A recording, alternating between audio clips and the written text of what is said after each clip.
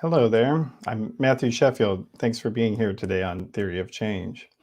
We got another great program for you today. We're doing another historical look at American politics.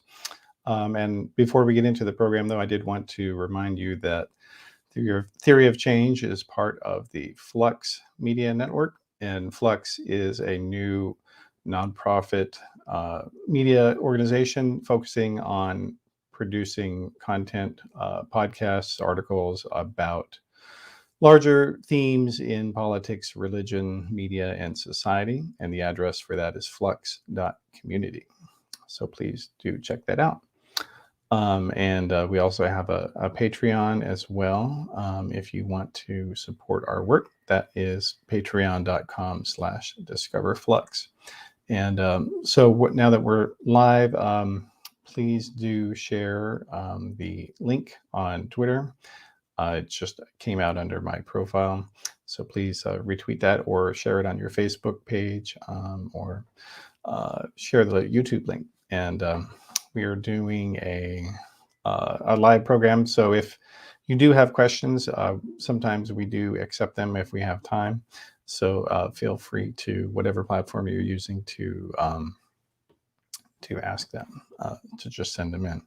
And hopefully Twitter has got that feature working. They had some bugs with that, so I'm hoping they've fixed it, but you guys can let me know if they have not today. All right, so with that out of the way, let's get into the program. William Faulkner's line that the past isn't dead, it isn't even past, is certainly true in regards to today's Republican Party, which quite literally is an outgrowth of a conspiracy revolution that began in the 1940s and 50s and never really stopped. A key figure in the through line of American reaction is Robert Welch, the founder of the John Birch Society, a conspiracy group that he founded in 1958, which still exists today. The John Birch Society has many interesting stories of its own, and we'll discuss that in this episode. But Welch and his group are also important in their placement relative to other Republicans, and also how people outside the GOP responded to them, in particularly Democratic and progressive elites.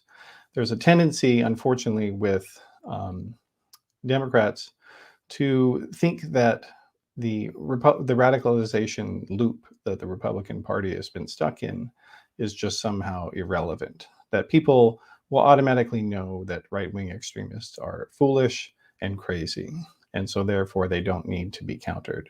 But as we've seen, this is a dramatic and terrible error. So joining us for an in-depth discussion about this is Edward H. Miller. He is a teaching professor at Northeastern University and the author of A Conspiratorial Life, Robert Welch, the John Birch Society, and the Revolution of American Conservatism, which just recently came out. He's also the author of Nut Country, Right-Wing Dallas and the Birth of the Southern Strategy, which he published in 2015. So thanks for being here today, Ted. Oh, it's a great pleasure to be here. Thank you very much for having me on your show. Yeah, all right. Well, so I guess before we get into the the details of what we're talking about here, tell us a little bit. How did you become interested in this material about right-wing extremism in 20th century America? Well, I read it I attended Boston College for my PhD, and I took a seminar with Professor Seth Jacobs at Boston College, and it was a seminar on it was a graduate seminar from 1865 to the present. And I read Lisa McGurr's book on Suburban Warriors. It's a classic, came out in 2001, and it explored the rise of the conservative movement and the suburban warriors of Southern California, looking at the grassroots and how they got involved initially in the early 1960s, and how they came to California, and how they helped elect the Governor Reagan in 1966, and then pursued social issues throughout the 70s, and then finally supporting Reagan in 1980. They also were very much active in the Barry Goldwater campaign. And having read Suburban Warriors, I became interested in other epicenters of American conservatism. And I wondered if there were more. And she mentioned in her book that there were more in Atlanta, which Kevin Cruz had explored in White Flight. And I came upon Dallas, Texas. And I looked at Dallas, Texas, and in very much the same way, I explored, I did a study of Dallas, Texas called Nut Country, Right-Wing Dallas and the Birth of the Southern Strategy, that took a look at the individuals, the grassroots figures, as well as the elites who led a movement for conservatism, getting involved in the Goldwater campaign, getting involved in the Reagan campaign in the 1980s, as well as 1976, when he ran against Gerald Ford for the nomination. So it was a great moment in my scholarly career to discover a topic that I became really fascinated with, and then the rest is history. I started to pursue that topic, and I had an advisor at the time who mentioned, instead of heading all the way down to Dallas to do your dissertation, why don't you study the John Birch Society? And I said, well, I'm not really sure I know enough about the John Birch Society. I looked at the archives at Brown University where they're located, and at the time I thought it was an organization that was not as important as it is, and I thought it was sort of it would be an outlier, and it would not help my professional career, to be honest, to study that. But I continued to heed his wisdom. And pursued that as my next book, looking at Robert Welch as a biography of Robert Welch. I became interested in biography, and I pursued that. Yeah. Okay. Now, in terms of the John Birch Society, I think you're right that a lot of people haven't heard about them, and there's a lot of reasons for that. One of them being that sort of Republican elites tried to take attention away from them, and we'll get into that. But it also kind of fits within. There's this larger tendency among sort of centrist pundits or conventional liberal professors to think that right-wing extremism is just it's just the fringe of the fringe. It's not relevant to anything, and nobody cares about what they think. And this is a tendency that really it's unfortunately very consistent in American history, and we keep seeing that over and over. And so even in terms of the history of American conservatism, writing it for a long time, the only people who wrote about this movement that came along and literally took over a political party were the people who agreed with it. And there were no academics just writing a neutral history and there were a handful of progressive historians that were writing about it. So But otherwise, it was just not something that historians were interested. They wanted to have the 50,000th book about Adolf Hitler and World War II, because of course we need more of those, right? But something that happened in your own country, a party getting taken over by crazy people, well, that's not interesting. Is that something that you would agree with? You agree that people kind of did that in the historian academic world? No, I think it's absolutely true. It's the conservative movement, the narrative of the conservative movement was shaped significantly by one of its most important inventors, William F. Buckley, who was a prolific writer. And there's the phrase, if you write the history, that's how it's remembered. But that's what he did. He continued to write a lot about the history, not in a monograph form, but in essays and articles. And he was very much a gatekeeper of American conservatism. And him and other folks like George Nash, who was who explored the intellectual history of American conservatism, determined that there were three strands of American conservatism: a anti-communist strand, a traditionalist strand, as well as a libertarian strand. And both of those folks were very instrumental in determining what historians looked at.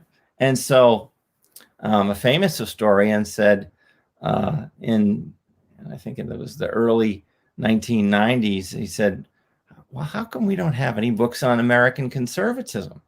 And there it began. And we started to see a plethora of historians exploring American conservatism, starting, of course, with the McGurr book, which is probably the most famous.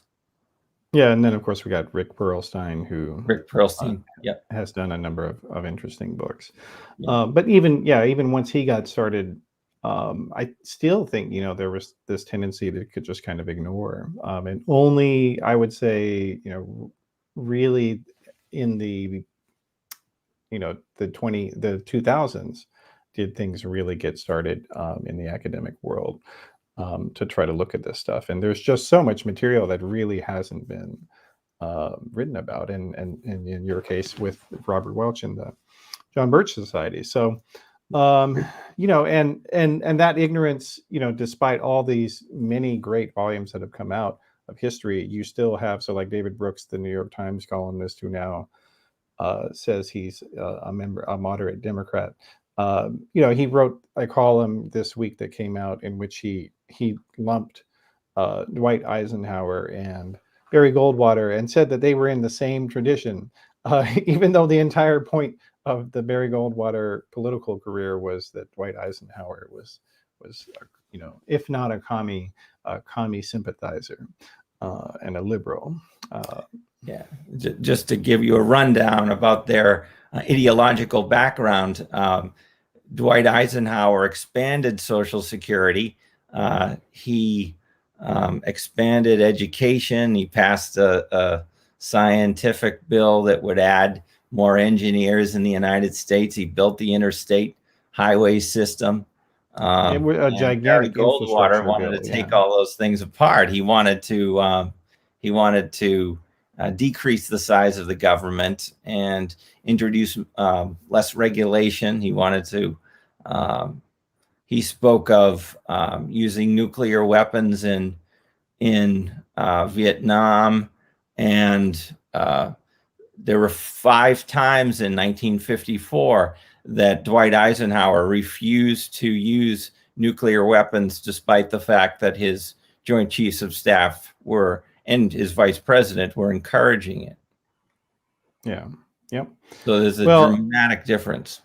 Yeah. And then, a tendency among, there's this, and we can talk about it maybe a little bit later, but I guess maybe now, but there's this tendency, I think, for a lot of elite centrists, or liberals, that the only Republicans that they know are, well-groomed, uh, articulate people like David Brooks or like William F. Buckley, and so to their minds, they don't think that these people could have any radical ideas because, well, look, they know how to use a salad fork, they eat soup with a spoon, and this tenant, like, they keep doing that, like they did this with David Duke when he was a young activist.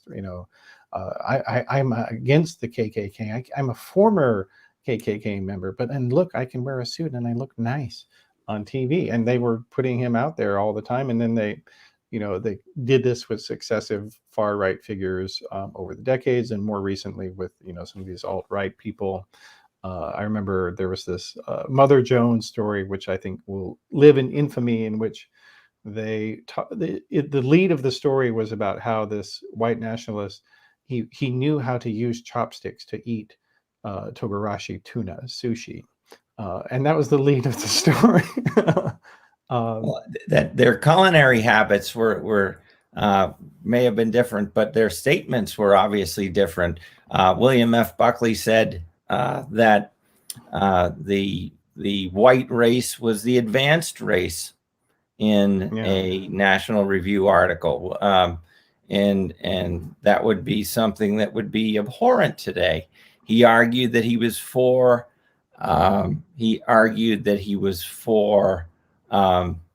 Paving over the voting rights rather than opening them up.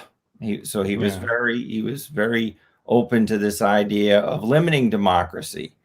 There was also other statements he said that the 14th and 15th Amendment were inorganic accretions to the Constitution. I mean, those are important amendments that provided voting rights for African Americans as well as equal rights to African Americans, at least in theory.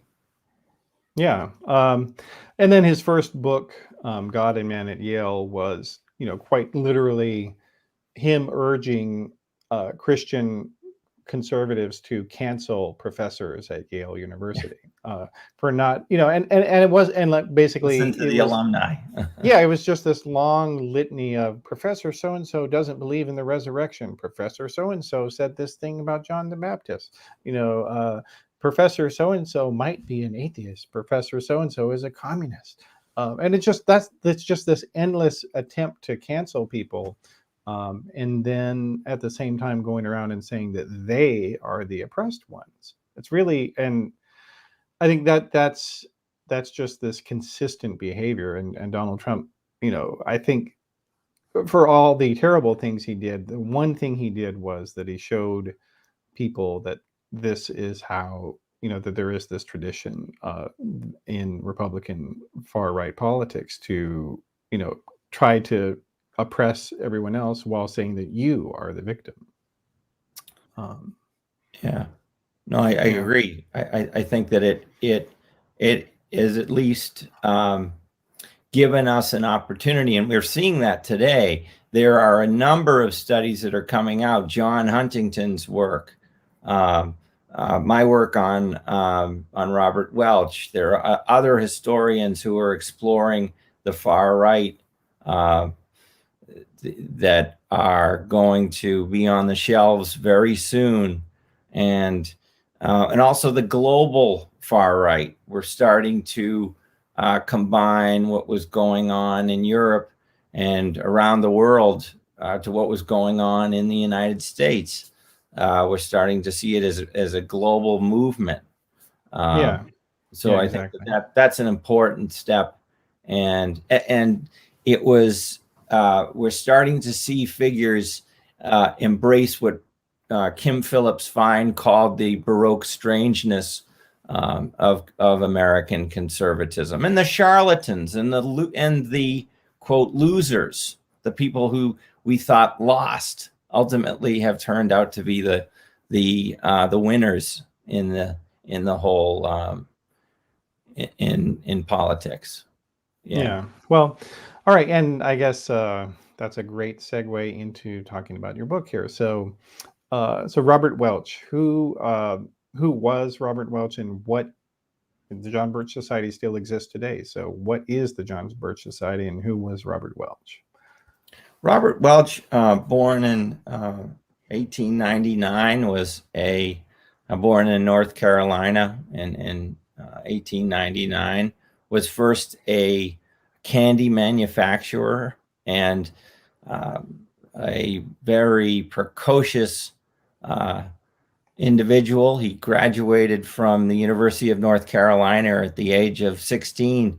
He actually started to attend there at age 12, and before a brief career in the news business, he decided to attend Harvard Law School. Dropped out of Harvard Law School because he was unhappy with Felix Frankfurter's political philosophy, and then became a very successful candy manufacturer. He created such childhood favorites as the Sugar Daddy, Junior Mints, the Sugar Babies, and there were other types of candies, and he did very well in his own career. After that, his business failed due to the crash in 1929, and then he went to work for his brother. After many successful years with his brother was an even better at business in the booming 1950s as he was in the 1920s. Welch decided to get involved in politics. He always had an interest in politics. He ran for lieutenant governor and lost, came in second for the Republican nomination in 1950. But what he did was he started an organization called the John Birch Society, which was a far-right organization that pursued free markets and single issue goals such as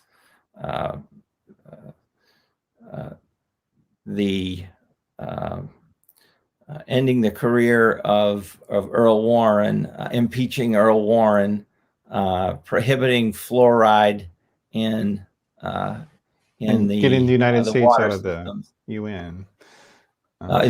Getting the United States out of the UN. He was Robert Welch before this was very much involved in the American First Committee during the lead up to World War I, which opposed the involvement of the United States in the war. And when he became a member of the John Birch Society, it took off and became a very strong far-right organization that was formidable in the 1960s and was very. Although, do you mind going back just a little bit in his career, a little bit before that? So his first book was. Let's talk about that. Tell the audience about his first book, because I think that's another key to understanding him, is that not just was he anti-government, he was also, extremely religious fundamentalist as well. Yeah, he was always interested in he was an intellectual, and he wrote his first book concerned. He was very upset by the firing of MacArthur by Truman. And he wrote a book called May God Forgive Us. And this book posited that it was Stalin, not Truman, who fired MacArthur, and that In the Korean War. it was a conspiracy. It was a conspiracy of the State Department to lose the Korean War, and it was a conspiracy among the State Department to lose China. This is really a book about China. He is a member of a group that is fascinated with China and Formosa, and he is and that idea sort of has come back again, this obsession with China now. Yeah. And like that's one thing I do want to emphasize to people in this episode, is that so many of the ideas of Robert Welch, of his conspiracy theories, his targets of his theories, his just the general ideas of them, like the fluoride, like again, like this, that was the precursor to being concerned about vaccines that we see today, and the obsession with communists, and now we're seeing that with critical race theory and Antifa obsessions. It's just this. I mean, basically, I think the easy way to understand the career of Robert Welch is that he was a proto Alex Jones in a lot of ways, but a smarter version of him. Would you say that's an accurate summation of him or description? I think that if you take a look at the styles that Alex Jones has, Robert Welch does not have that animated, pumped up style. Robert Welch would drone on about the fact that that the fluoride is going to get into your system, and it's going to enervate the vigor of the American public, and we're going to turn to communism, and that we're on a slippery slope to losing the sovereignty of the United States. But he would do so in a way that was not that is not as histrionic, that's not as dramatic. If you look at his films, they are they're a lot more calm, and he would present himself in a way that was it was just a different style than Alex Jones. He wouldn't be dressed up in a frog suit. Okay. Well, I guess I should clarify, not in terms of their personal style, but in terms of their entrepreneurship, their conspiracy, like factory. I mean, because again, like both of them, Alex Jones has made multiple films. So, Robert Welch made multiple films. They both had multiple publications, and they both were actively, constantly trying to get into Republican politics and, ally themselves with candidates. I mean, Alex Jones was Ron Paul, he was endlessly flacking for him for decades. And then before he started working for Donald Trump. I'll take a line. That's what I mean. I'll use a line from The Wire. Everything has to fit together in the mind of Robert Welch. Everything kind of connects, and this connects to that. And he has a worldview in which there are elites who make the decisions. First, it's the communists, and then it's the insiders who are establishment folks who live on the East Coast and are financiers, and then it's the Illuminati, because it's it changes from being a communist conspiracy, and it turns into something bigger than a communist conspiracy. It turns into a very much like the Bilderbergers, as Alex Jones would say. And I think, and there's another parallel besides, and the QAnon movement also, it has this, fantastic, gigantic conspiracies that no one ever can really see, and the Mhm. reason that you can't, and the reason that they're real is that you can't see them. Yeah. Yeah. So yeah, all right. So he was so Welch was obsessed with Dwight Eisenhower, and so his first book, it was Yeah. it was attacking him, and then he kept doing that throughout his career. That was the topic of his next book. Can you talk about that one? What happens is Welch he gets involved in the Taft campaign in Taft, who? 1950. Tell everybody who that was. Robert Taft was an Ohio senator, a very good, very very conservative. He was called Mr. Republican, just a little bit to the left of Joseph McCarthy, and a little bit more logical than Joseph McCarthy. Although Taft sort of embodies the same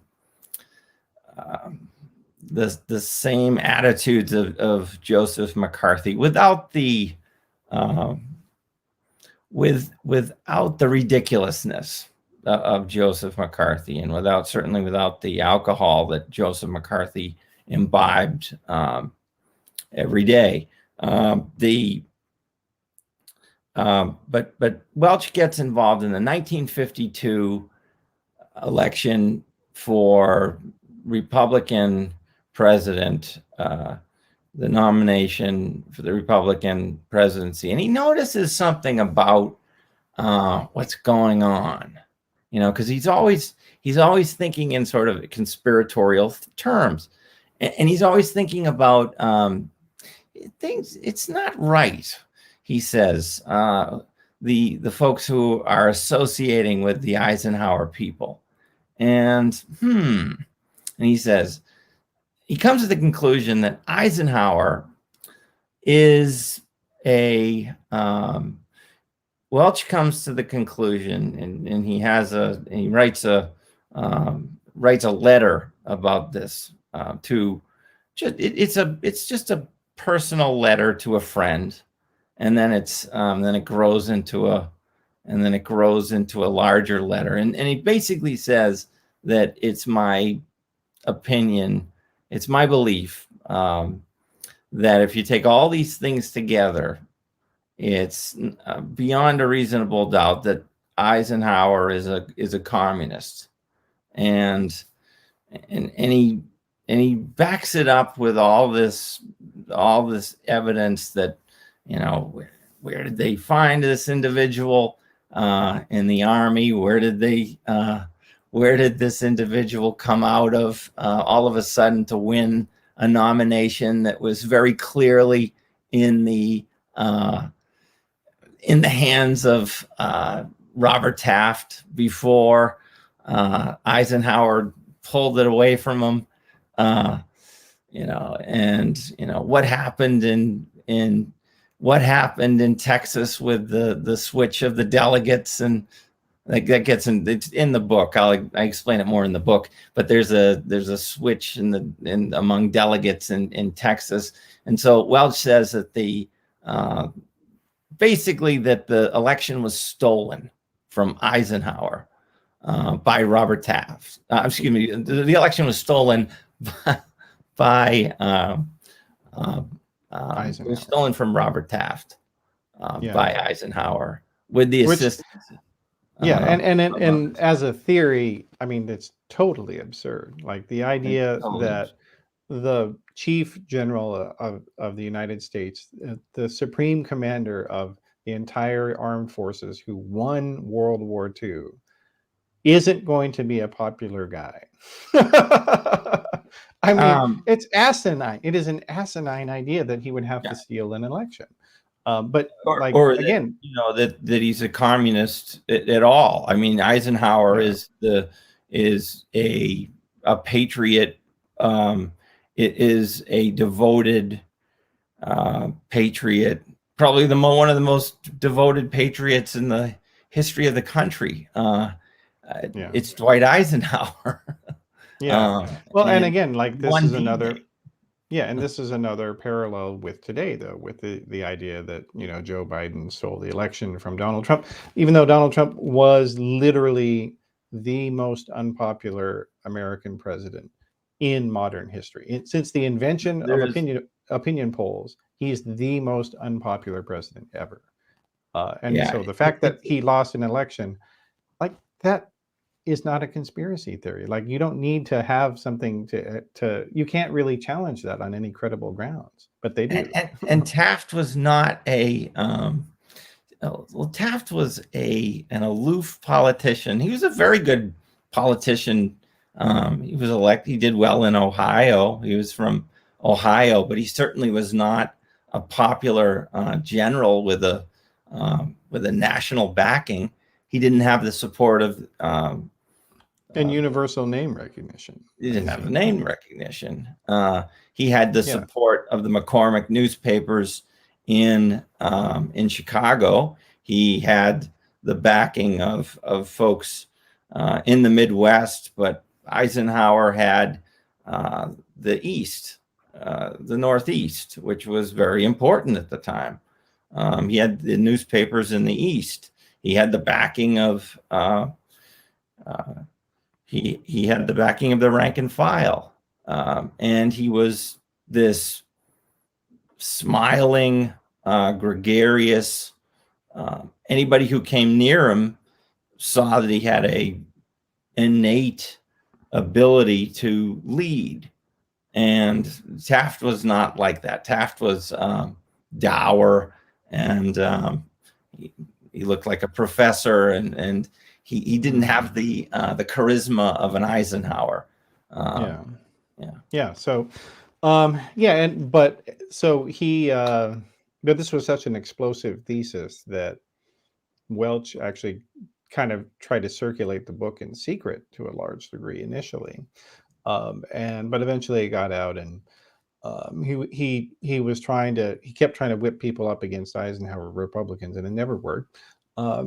But at the same time, it kind of laid a groundwork of resentment against Eisenhower among a certain set of Republicans, so that led, I would say, not directly, but it kind of that metastasized to some degree into the founding of National Review, which came out a couple of years later. I think it was 1955 or 54. I always forget which year it was, with William F. Buckley. And the point of National Review was that Dwight Eisenhower is a liberal, and he's a rhino, and he needs to be drummed out of the Republican Party. That was the point of National Review in the beginning, right?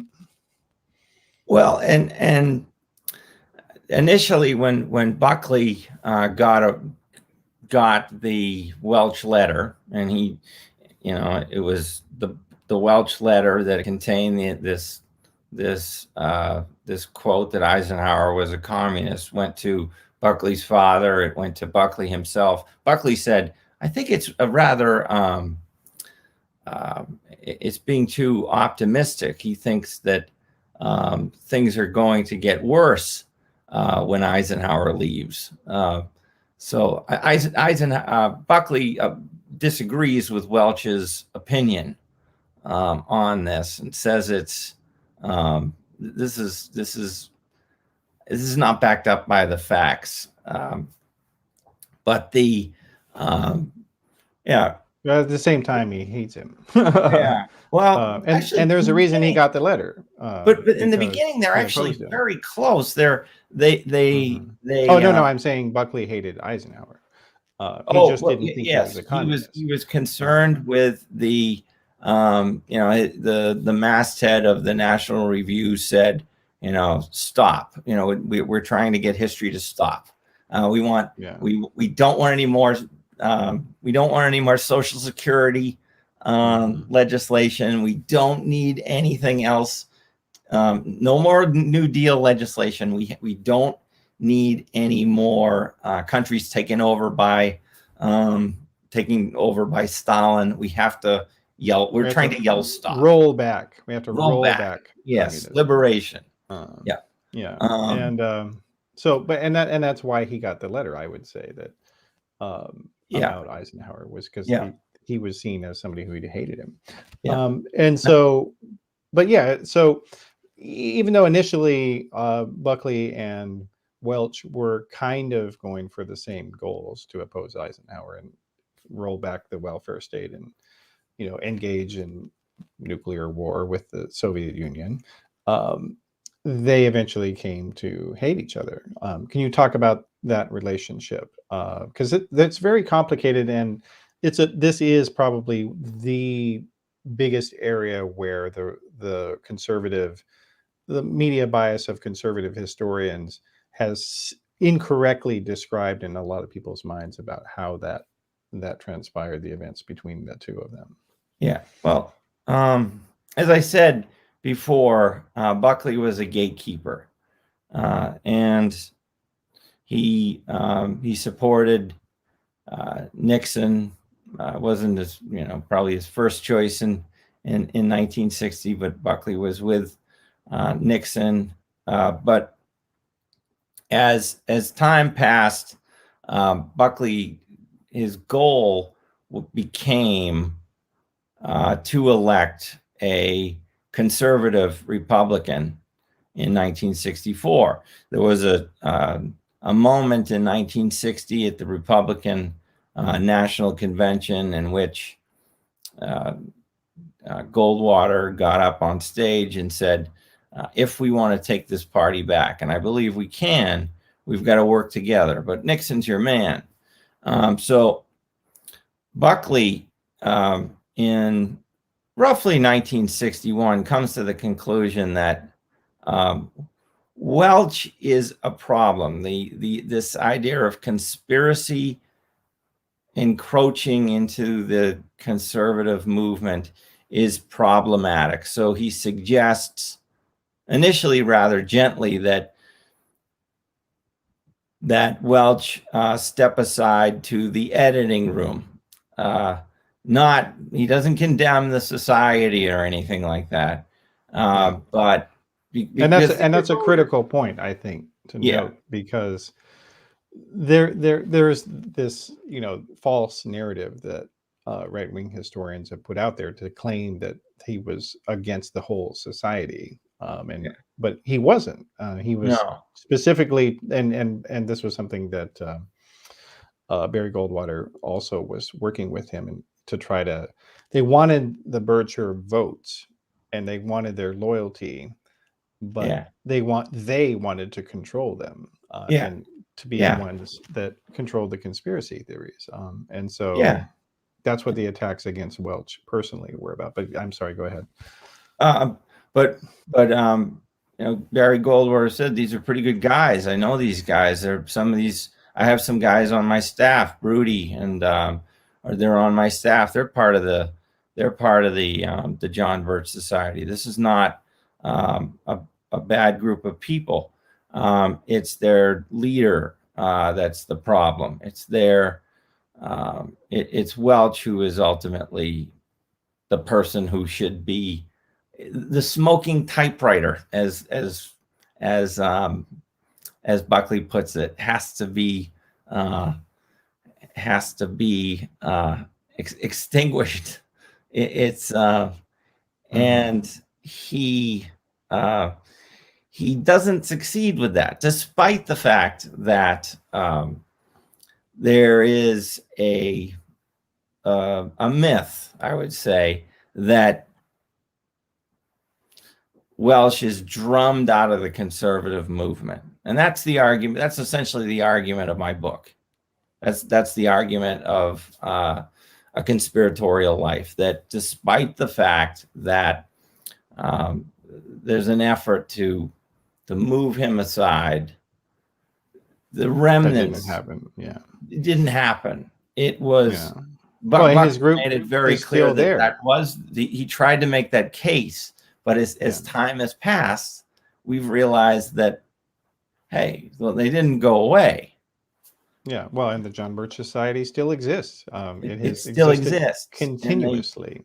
And in fact, and I'm sorry, and in fact, Glenn Youngkin, who just won the gubernatorial election in Virginia, he campaigned at an event that was held by the John Birch Society.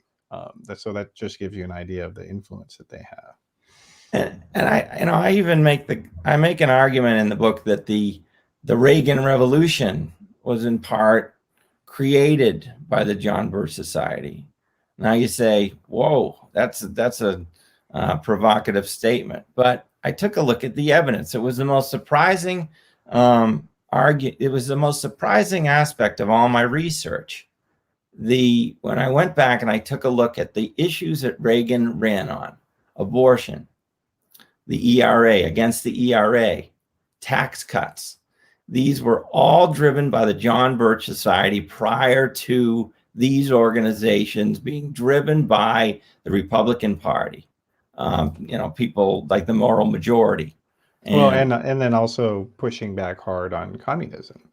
Pushing back hard on communism, but that's well in the kind of in the realm of the Republican Party already. It's these cultural and these social issues and these economic issues that really that put Reagan over the top in 1980. So. Mm-hmm.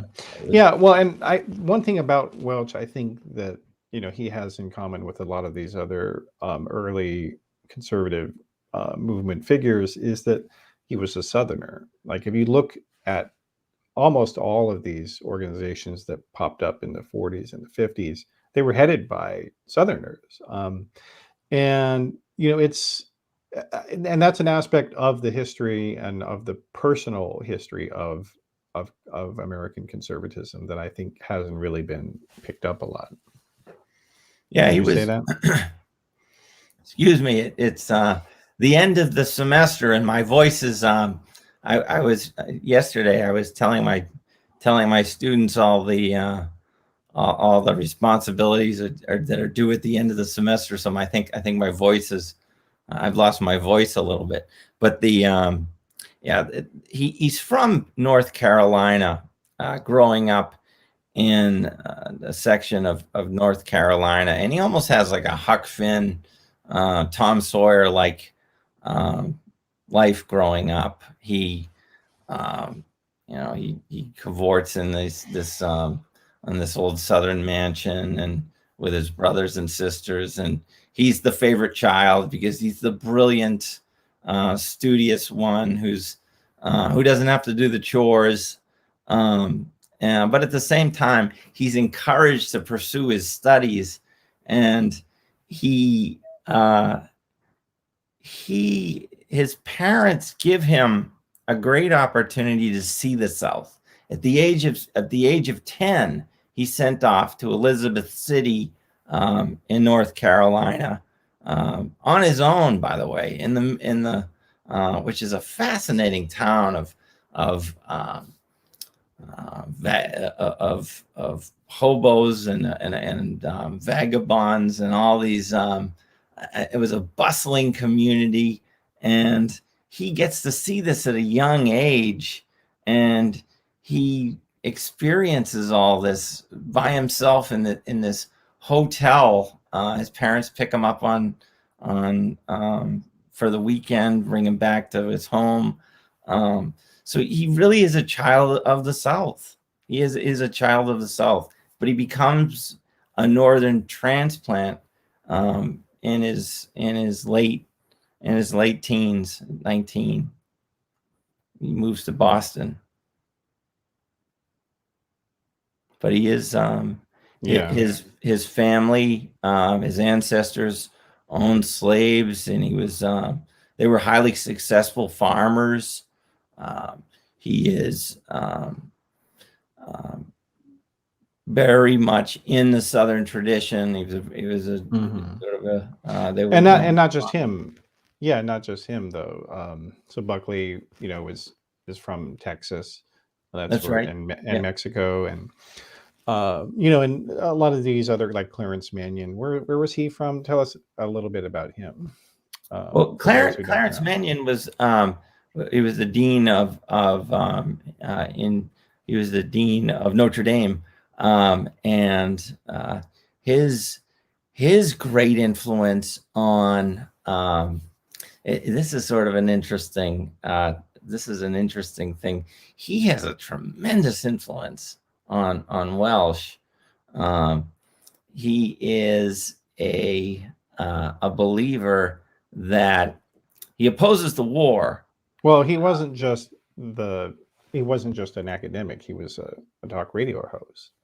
Yeah, that's right. Yep. Yeah. So that's important, because I think, there again, because most people's understanding of early American conservatism is filtered through that there was this idea that National Review was the only right-wing media outlet that existed. Oh yeah. And that wasn't true at all. Oh no. Clarence Minion was just massively popular. Oh yeah. As a radio host, and he Yeah. was in a lot of ways kind of a mixture of he would mix in religious stuff with political stuff, and was very integral to getting that. And it's an aspect of things that, again, like there's an attempt now, again, like people like David Brooks, that are trying to claim that these early far right figures were not Christian nationalists, or were not interested in those types of Christian supremacy and things like that, opposing atheists or feminism, but the reality is they hated those things. And but I'm sorry, you were telling a story about Clarence Minion there.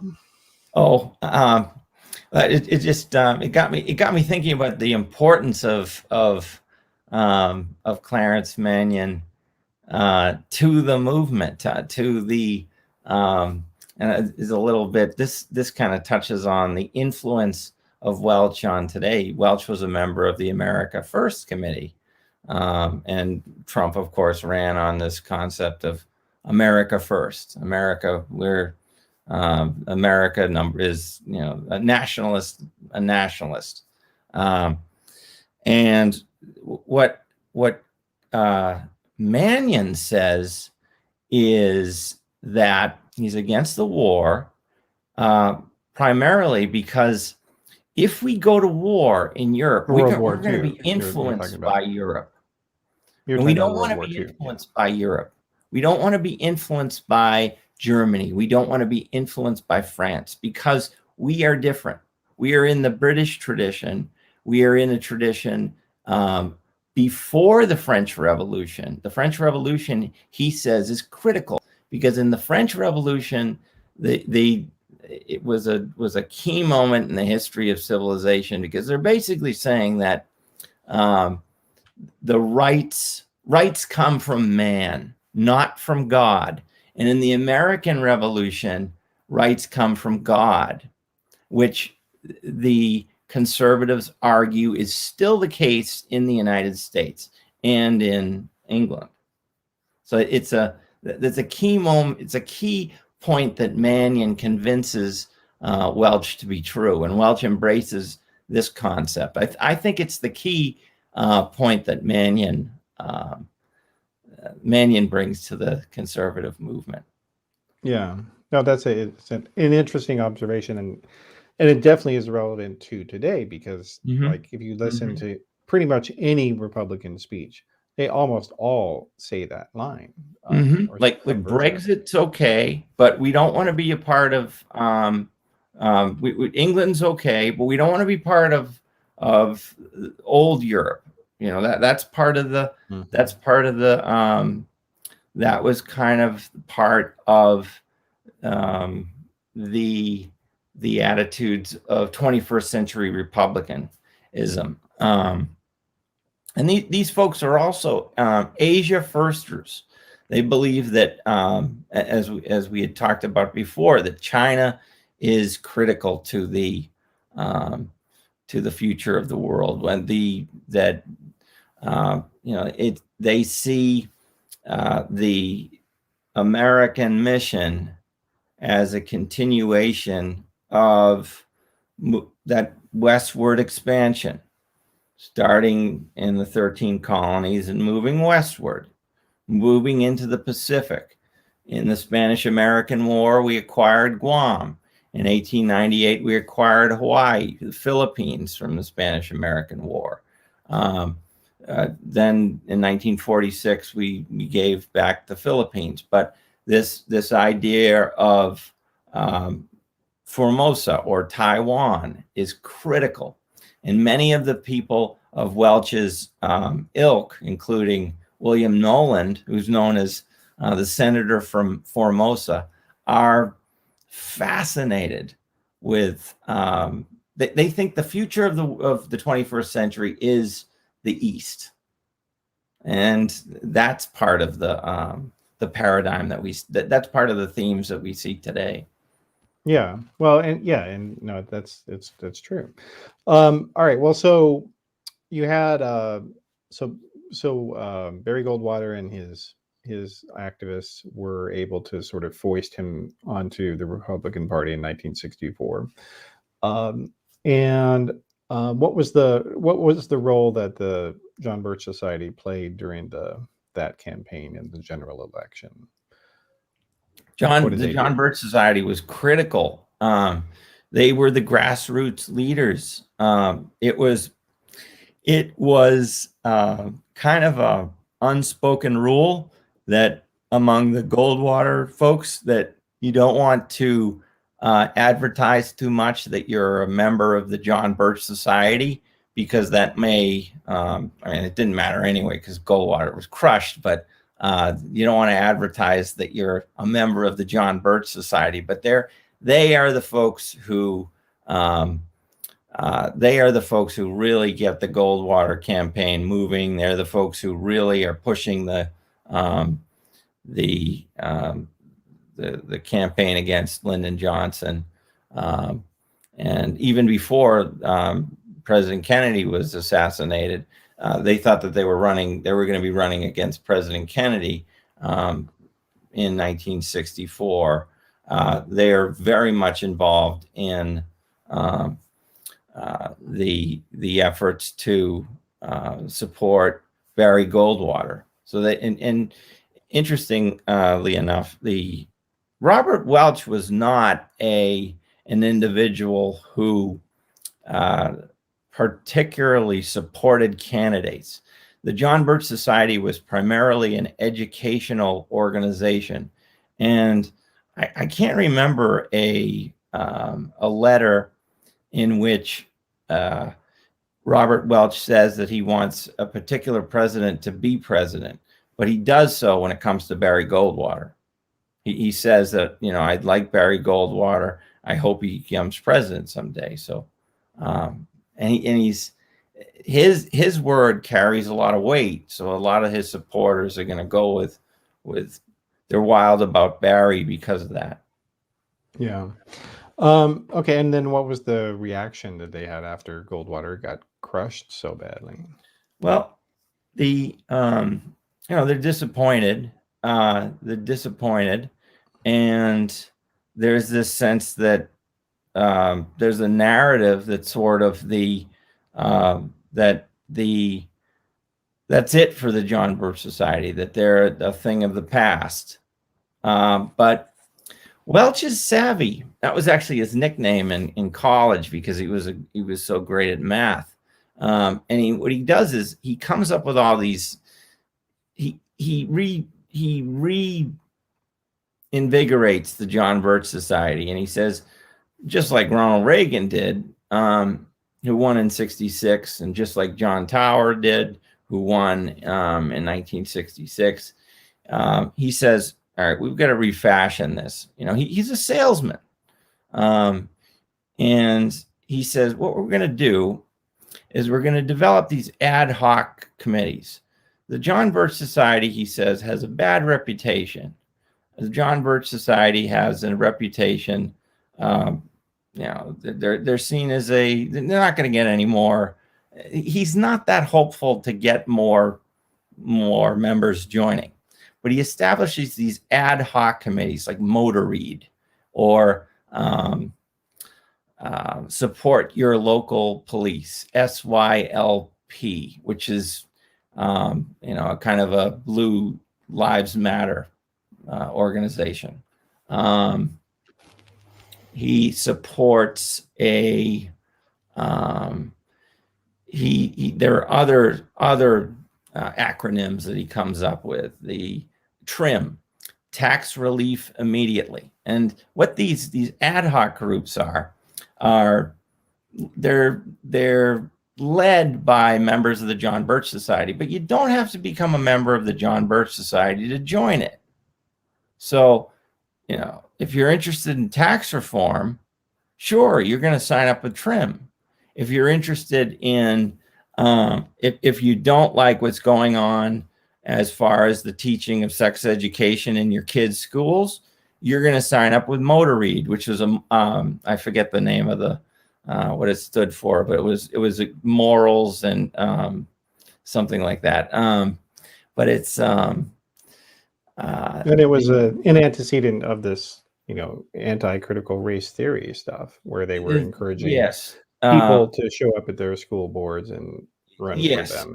And that's exactly one of the first things he says is you have to get involved in your PTA.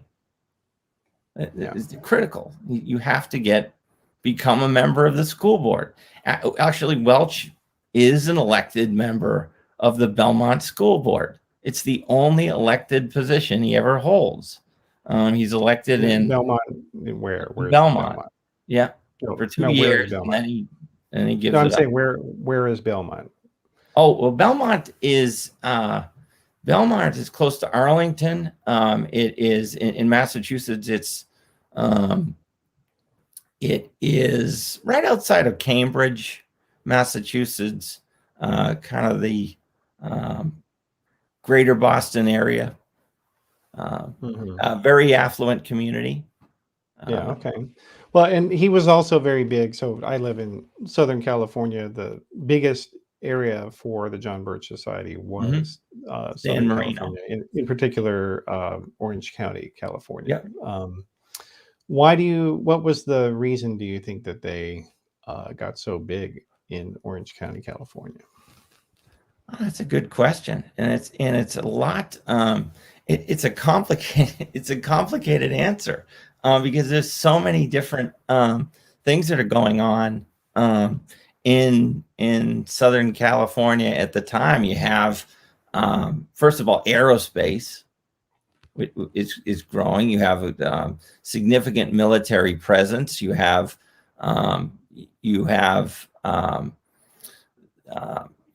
also have a liberal elite that conservatives are not happy with.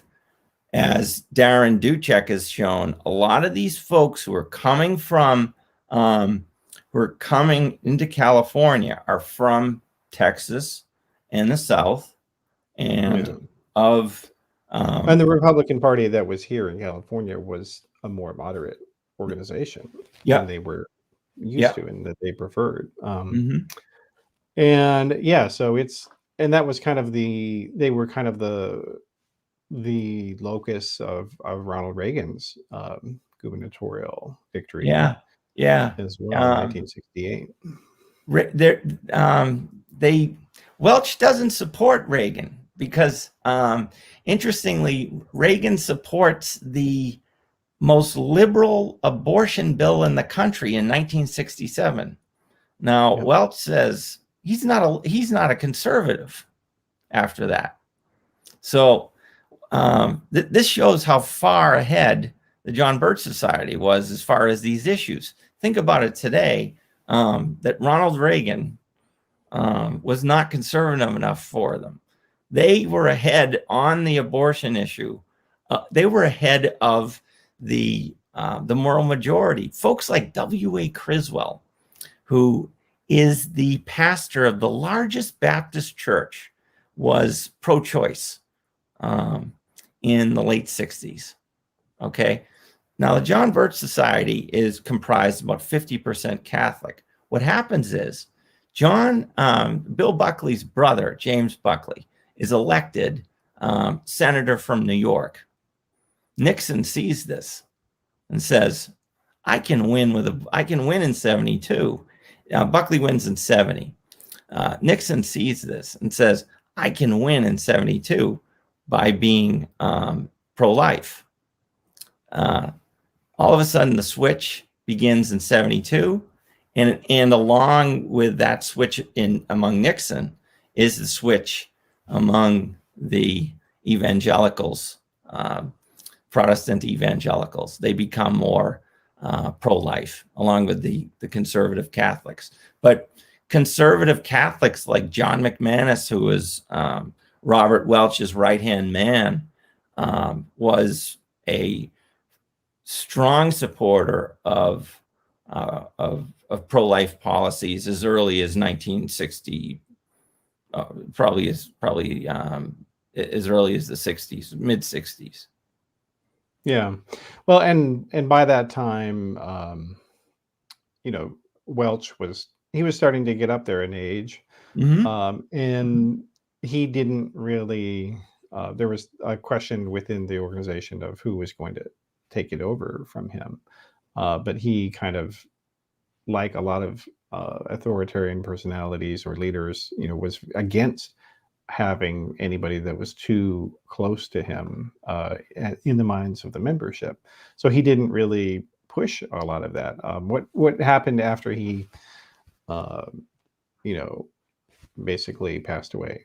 What happened after he passed away? Like, was there a power struggle within the John Birch Society, or how did that work? Yeah, there's a significant power struggle, and that's kind of the advantage of doing a biography.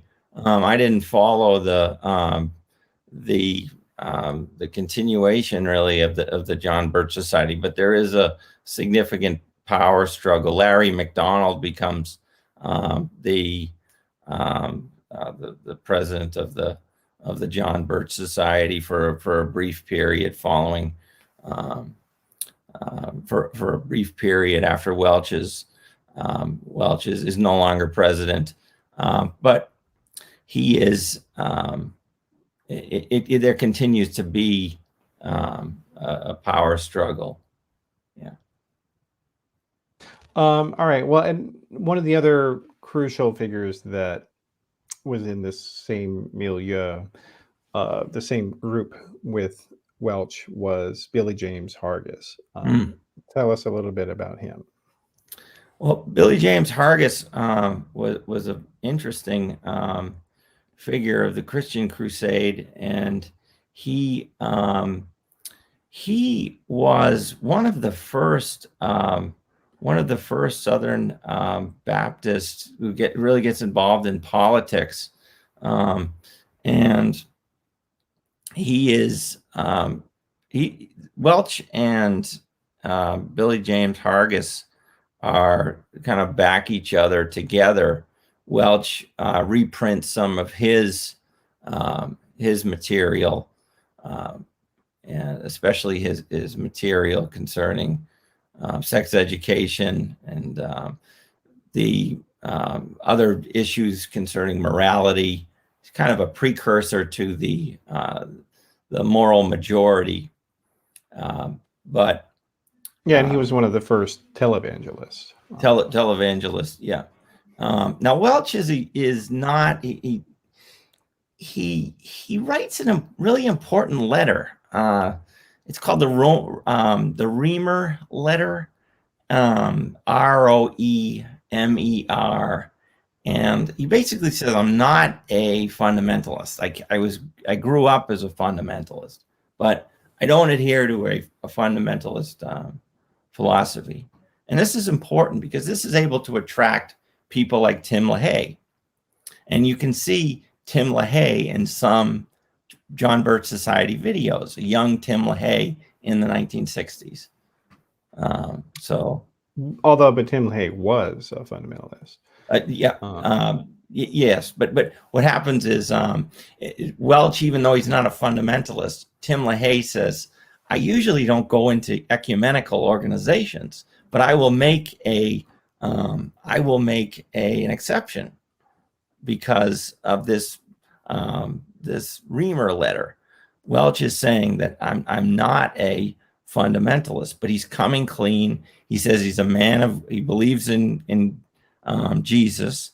He believes in, and as long as people live a life of morality, That's all that matters. And LaHaye is very interested in this. And that's why about 50% of the background, 50% of the John Birch Society members wind up being Protestant. So LaHaye is able to join this and signs up, and as well as Billy James Hargis. Yeah. So, Well, and they were Hargis specifically. He was also working with. He was also involved with a lot of these traveling revival things, which the John Birch Society integrated itself into them in different ways. But one of the things they would do is that they would have a core of national speakers that all agreed with each other, and then they would bring in local pastors and clergy, and they kind of eventually tried to sort of use that as kind of a recruiting base for political candidates to try to bring them in as well. And one of the people that they were pushing heavily, which is kind of interesting in retrospect, was Ezra Taft Benson, who was Dwight Eisenhower's Secretary of Agriculture. Welch a number of times tried to get him to run for president, and actually he did one time, very early on. It was an abortive campaign. He was Mormon. Yeah. And he was Mormon. Yeah. And so they kept pushing around the margins with other different candidates. Now, one of the what was the relationship with Welch and the American Independent Party? Have you looked at that at all? I haven't really looked at that. I didn't explore that as enough to comment on that. Oh, okay. All right. Well, I guess, but in terms of the now, what about in terms of race? Where was Robert Welch in terms of segregation? And that's a great question. It's Welch believed that he believed that the civil rights movement was was driven by the communists. And for instance, during the Birmingham in 1963, when those terrible pictures of where the policemen are hitting the children and the African Americans who are in the streets, and there are dogs. Welch comes up with this theory, this rather preposterous theory, that what occurred was there was a agitator who hit a dog, and this caused the whole picture. This caused the whole melee, and then the photo was taken. I think most people have seen the photo, the terrible photo of a German Shepherd, one of Bull Connor's German Shepherds, attacking an individual. But Welch comes to this preposterous conclusion. Now, it really disappoints me. He could have been so much more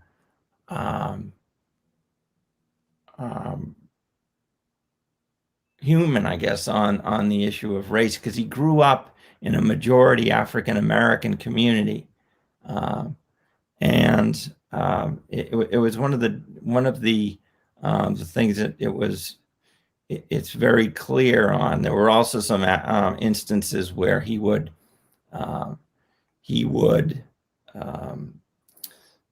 use a dialect in front of African American individuals that was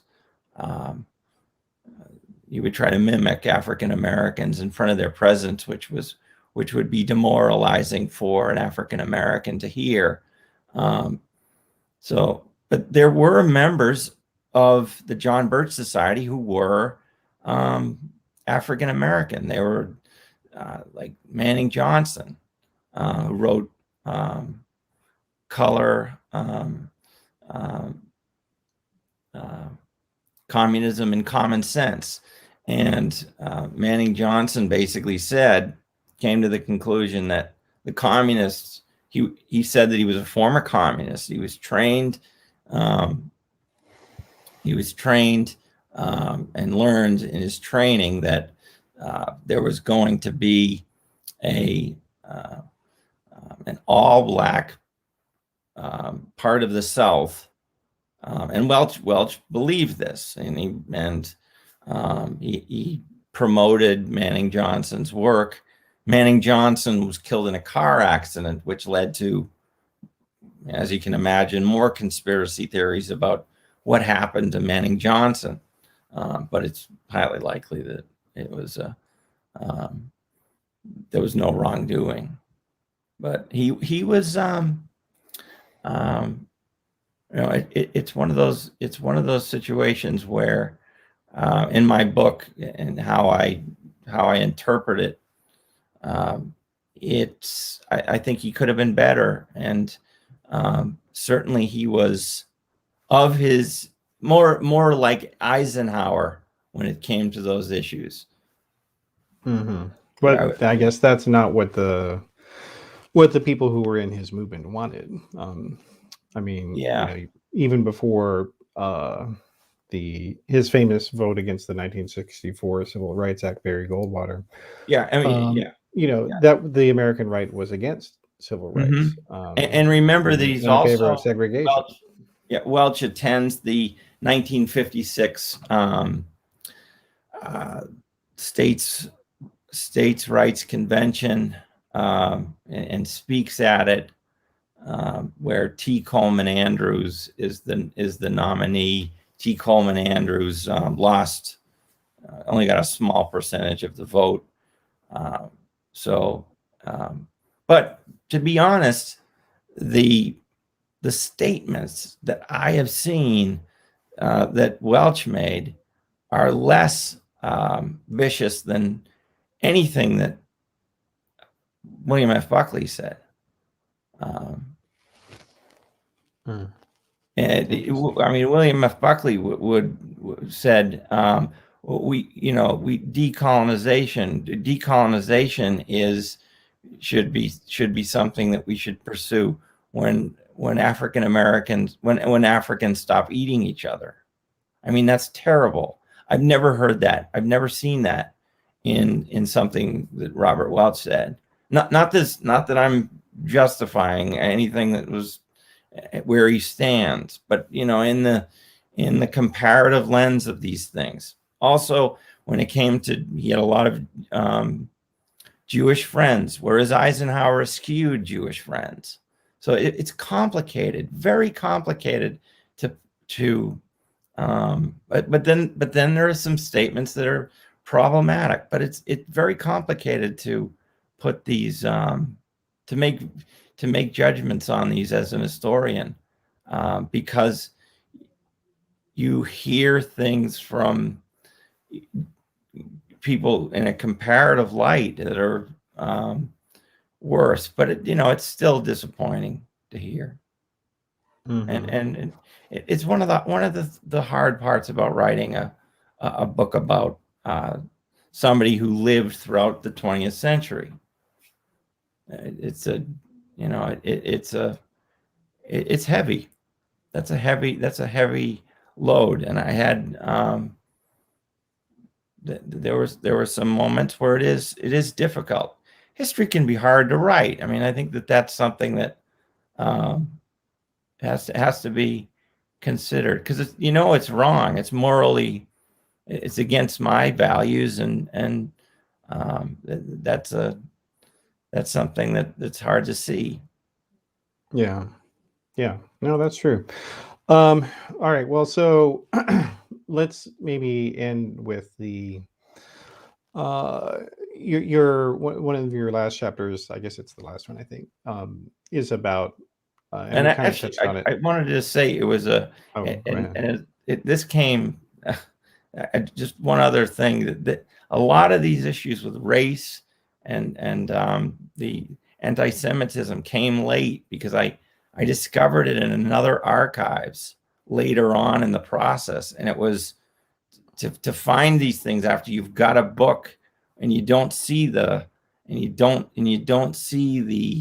I'll tell you the archivist that has the greatest material of far right. It's Ernie Lazar in his archives. It's just incredible what he has.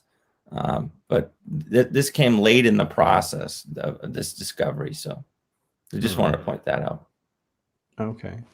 Well, and so, and we touched on this a little bit toward the end of his life, Welch.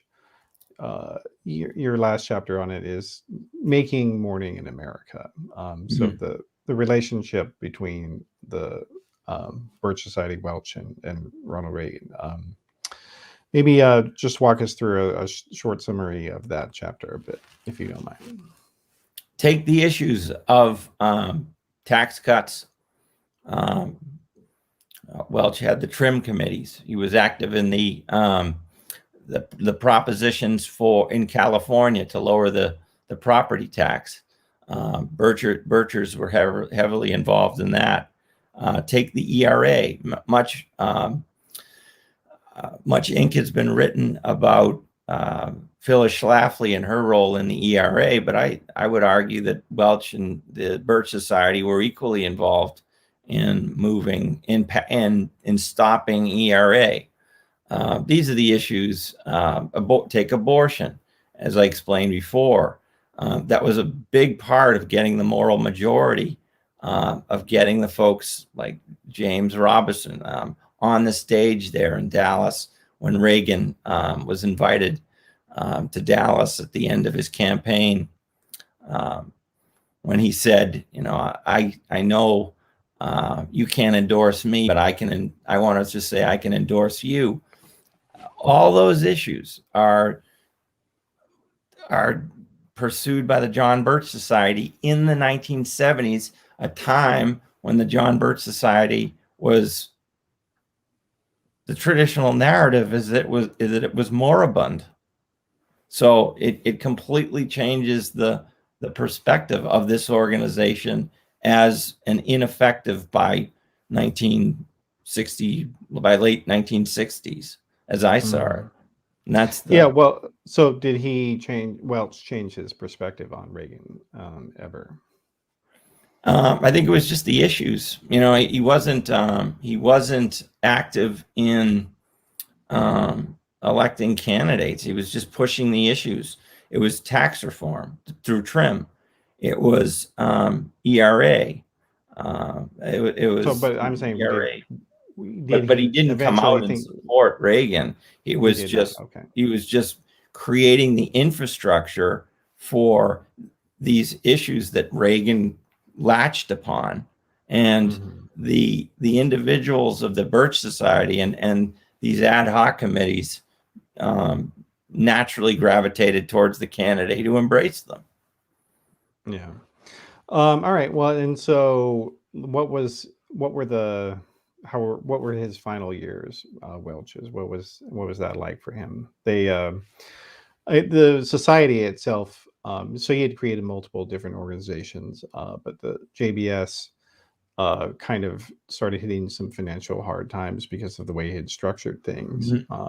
And that was kind of a preoccupation of his latter part of his life, right? Yeah. It's also some of the most interesting, I think it's probably the most interesting part of the book, because in comes a kind of this big burly Texas billionaire by the name of Bunker Hunt, H.L. Hunt's son, who is a fascinating character who deserves a book by himself. I mean, he tries to corner the silver market, and I devote a whole chapter to it. And basically, he is he provides the money for the John Birch Society to survive into the 1970s. And as you know, Welch dies in 1985. He has a stroke in 83, and he's kind of, by the end, he's in decline. But the organization is like a conglomerate. They have a magazine, they have the bulletin, they have the speakers bureau, they have the other organizations. It's almost a spin-off groups, yeah. Many corporations, and he's still the president of the organization, and he speaks at the organizations, but and it's his job to kind of go down and talk to Bunker, who is he's all into the Illuminati and the Bilderbergers, and he has all these he's got all these theories about he's ultimately bailed out by the federal government after his problem with trying to take over the silver market, which American taxpayers pay for. But he's a fascinating. So much for figure. Socialism. What's that? I said so much for being against socialism, right? No. And by 1984, everybody's meeting at Bunker's house in Dallas, because that's where the Reagan victory. Well, that's where the convention is. So there's this big barbecue at Bunker's palatial mansion in Dallas in 1984 for the re-election celebration. Right. Oh well, the renomination of the president. Oh, okay. All right. Well, and then but JBS is still around today. Have you?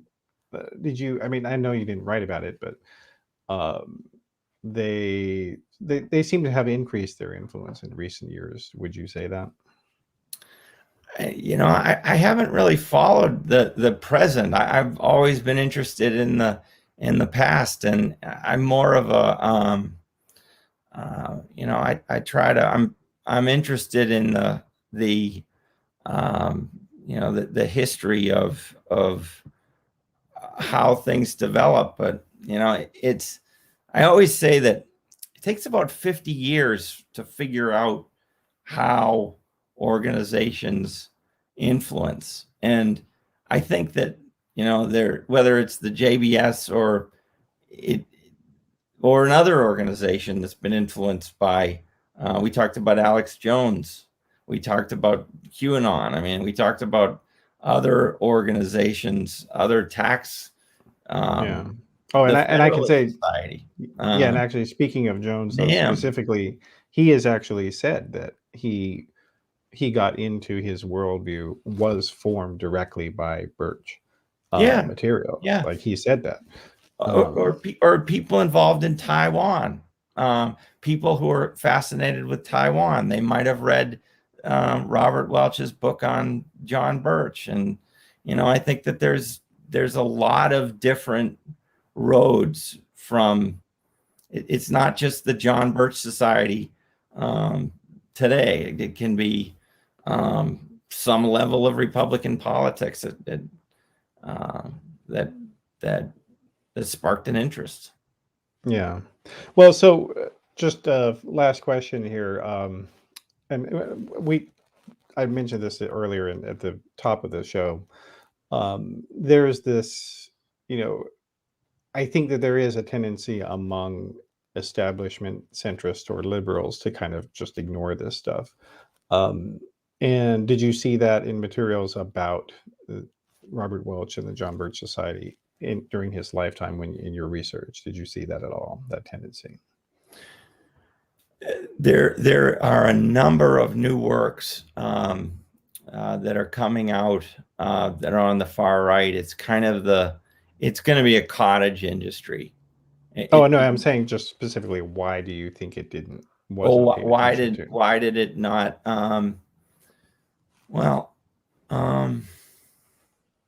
That's a good question. I think that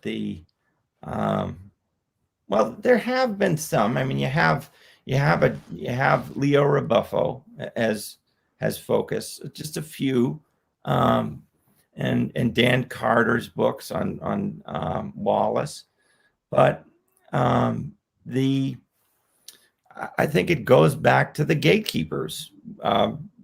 This is William F. Buckley is the primary gatekeeper, and he is the person who determines the how things shape out. And generally, I think there's been a movement, maybe not culturally, but economically, but politically. And if we take a look at the courts today, there's been a significant shift to the right, and the right has been more successful in making sure that their version it gets out there. Look at books like look at the Dinesh D'Souza books. They sell much more, much better than my books will sell. The books of Bill O'Reilly. I mean, these are history books, and you know that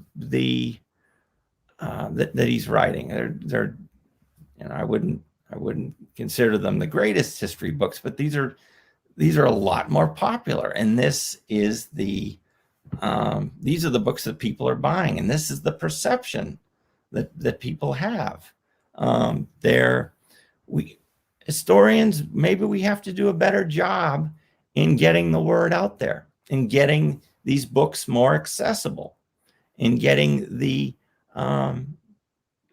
truth out there to more people, to a greater audience. I try in my research to reach a general audience, not just academia. This is a book that it can be read by historians, but maybe we have to do a better job in presenting our past to a broader audience.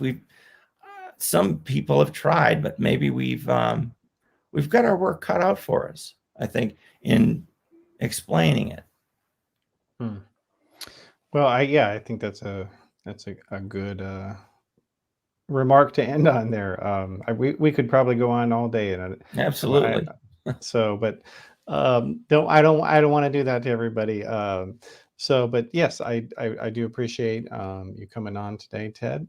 And I'm going to put up on the screen you're on Twitter. You're EH_Miller, and then your book is called A Conspiratorial Life: Robert Welch, the John Birch Society, and the Revolution of American Conservatism. So thanks for being here today, Dan. Matthew, thank you very much for having me on, and it's been a real pleasure. I've enjoyed it. All right, great. All right, well, I'm going to just do a little bit of housekeeping here, and then if you can stick around until after the show. Okay. All right. Well, so that is our show for today, everyone. Appreciate you guys for tuning in. And of course, this will be available in audio version as well tomorrow with the transcript as well. So, and that will be over at flux.community. And this show is one of several podcasts you can get over there. We're a nonprofit media organization that focuses on in-depth coverage of media, of politics, of religion, of media and society, and understanding how they all fit together, because unfortunately it looks like a lot of the mainstream media doesn't understand a lot of the history and understand how it all kind of fits together, and that's important in understanding what's going on today. Hopefully we've communicated to some degree. So please do check that out. The website address is flux.community. And then we also have a Patreon. If you like what you have watched here today, you can go to patreon.com/discoverflux, and you can help us support our work in that way. And please do tell your friends or your family about the show if you like it. We've started up production again this year, and so far we've gotten thousands and thousands of views and listens. But we need a lot more, because this is just such a big topic to fight for pluralism and try to preserve and understand how things are in the country and how we can best push back against authoritarianism. So with that, I appreciate everybody joining me, and I will see you next week. Thanks. I'm Matthew Sheffield.